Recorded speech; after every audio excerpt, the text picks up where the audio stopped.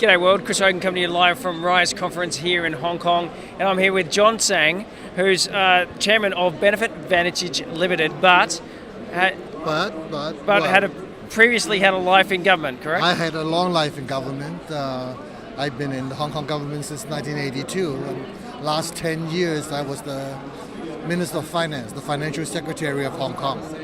Rightio. Yeah. And so your face is pretty well known, and there's a lot of people taking photos. Yeah. So that seems strange to me as Minister of Finance, or is it not so strange that people understand like that you're a political figure and maybe you were in the media a lot? I think we have a lot of friends in the population of Hong Kong, and we have always got along quite well. And in the past year since I left government, I've been engaged in a lot of community activities, and that had raised my profile, and people enjoy talking to me. That's good. So I understand you're a first-time entrepreneur on your new venture now. And what is that venture called? Well, our company is called Vantage Limited. Yes. We have a number of products. The one that we are working on right now is called IPification.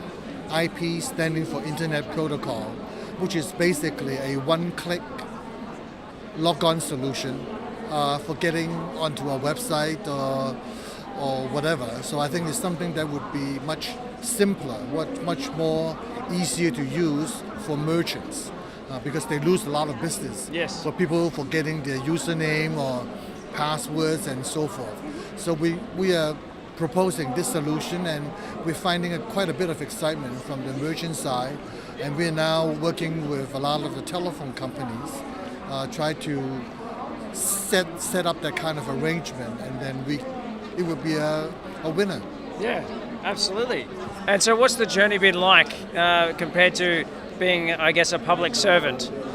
It's been exciting. I've been traveling a bit, preaching the good word about IPification.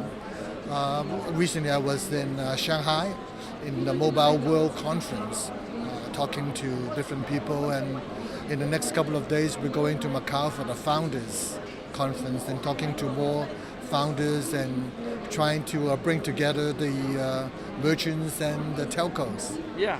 And so I understand you're on a fireside chat today, or is it today or tomorrow? And so what are generally the questions that they want answers from you for? Like what is it? What knowledge do you have in this beautiful brain of yours that people really want to tap into?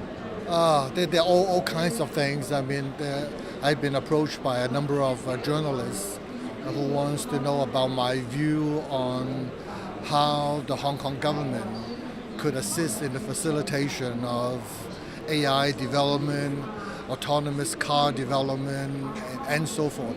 A lot of the things that relate to livelihood of people. And is that happening here? That autonomous cars, is that happening here in Hong Kong so much? I think a lot of these things will happen. It's a matter of time, matter of speed, and I hope that the government would have the foresight, the new government here, will have the foresight to plan, to prepare the proper policies to coordinate with people's wishes and bring that forward, because this is the thing of the future. We're living it now, so we might as well bring that together for everyone concerned. So we're actually partners with Invest HK, and they actually helped bring us here to Rise Conference. And they're very passionate about bringing more startups and more investment into Hong Kong around the startup ecosystem and whatnot. What's your thoughts on that? Is it Invest Hong Kong, good people. They used to work with me quite a lot on different things, and I used to go to different places with them to promote Hong Kong. So I know they're doing a very good job. I think it's a good thing because Hong Kong is that very special sweet spot in this part of the world that connects all the geographical region around here. 1,500 flights per day from our airport. So traveling is easy.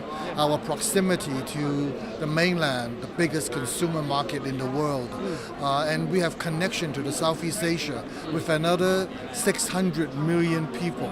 So this is the place to be if you want to do business. This is the place to be if you want to be really successful in whatever whatever business that you want to engage in.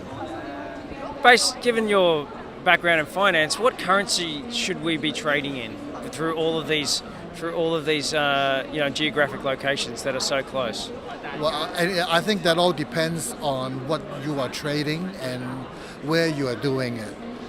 Because what you want to do is to minimize the currency risk, whatever you are doing in that. So it all depends very much on the product and the location. Should we be adopting more crypto? Should we be adopting the US dollar? Should we be, or should the Southeast Asia become a European Union, a Southeast Asia Union? Southeast Asia is they're all members of ASEAN. They are very much a collective type of free trade area. So they're operating very well.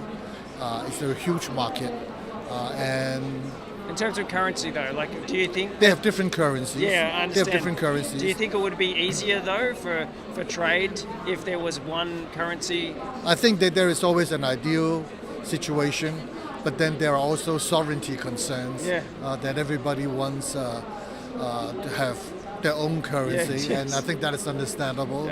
So this is what we have, and we work with it. Yeah, fantastic.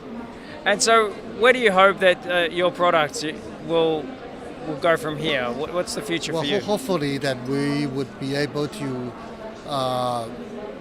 We're going to run in the third quarter.